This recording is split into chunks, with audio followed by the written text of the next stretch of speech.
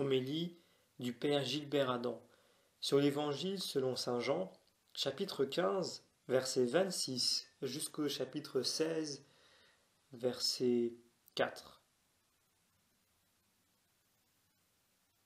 Quand viendra le défenseur, quand je vous enverrai d'auprès du Père, lui, l'Esprit de vérité, qui procède du Père, il rendra témoignage en ma faveur.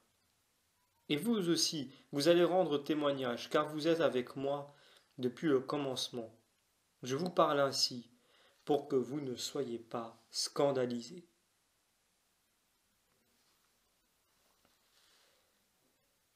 Jésus dit à ses disciples la haine que le monde va leur manifester quand ils vont marcher à sa suite. Il prépare ses disciples en précisant le rôle du consolateur pour eux, du paraclet qui dénonce le péché du monde. Les disciples vont trouver en lui le secours pour témoigner de lui, quand ils seront persécutés par le monde. C'est ainsi que le paraclet nous est aussi donné par Jésus, lui qui habite en nous. Il est notre défenseur. Jésus est notre soutien. Il est le témoin d'amour que le Père nous a donné. Il repart vers son Père et il pourvoit à notre défense dans un monde difficile. Jésus se reportait toujours à son Père, lui qui était toujours sous son regard bienveillant. Nous allons mettre notre vie sous le regard de Dieu notre Père pour qu'il nous garde sous sa protection. Pour demeurer dans l'intimité de Dieu, nous avons besoin de l'Esprit Saint, car le combat est rude. Nous avons besoin du Paraclet pour être défendus de toutes les accusations contre nous. Baptisés, confirmés et nourris de l'Eucharistie, nous trouverons la force de Dieu, du défenseur dont nous avons besoin. Nous continuons la lecture de l'Évangile.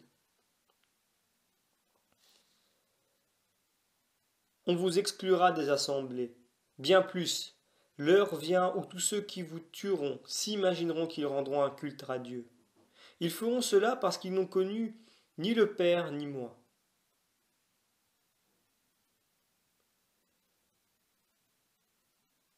Quand viendra le défenseur, dit Jésus, il vous rassurera. L'Esprit Saint est vraiment le défenseur des disciples attaqués. Le Paraclet devient l'accusateur du monde et de ses agissements. Nous découvrons aussi que notre cœur est rempli d'orgueil et d'indépendance. Il y a en nous toutes les misères de la nature pécheresse. Nous avons besoin de l'aide de l'Esprit Saint car nous sommes faits pour la paix et pour la communion.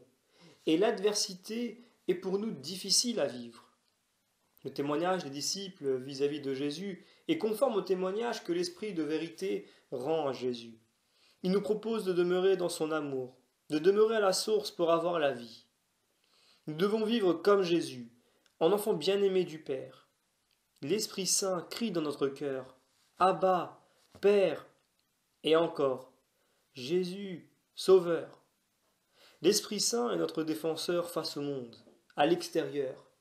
Il est aussi notre défenseur à l'intérieur de nous-mêmes, quand les forces de mort et de dépression nous saisissent. À la Pentecôte, l'Esprit Saint nous est donné pour que nous puissions continuer à vivre la mission de Jésus. Nous terminons la lecture de l'Évangile. Eh bien, voici pourquoi je vous dis cela. Quand l'heure sera venue, vous vous souviendrez que je vous l'avais dit. L'amour de Jésus est exigeant. C'est ainsi qu'il est authentique. L'Esprit nous communiquera tout ce qui doit venir, une compréhension profonde du message de Jésus face aux événements. Le Paraclet continue en nous l'œuvre même de Jésus, quand le Père communique tout à Jésus. Le Paraclet nous communique tout ce qui est en Jésus. Il nous révèle tout ce qui vient du Père. Jésus est toujours avec nous dans la foi. Il nous envoie le défenseur qui nous introduit dans une grande vérité face à l'adversité et au conflit du monde. Le défenseur nous est donné pour vaincre les ténèbres du monde dans le combat que nous vivons. Jésus est le chemin qui nous remet debout. C'est le chemin qui nous sauve.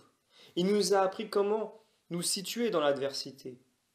À la suite de Jésus, Nous avons à vivre face au mystère d'iniquité.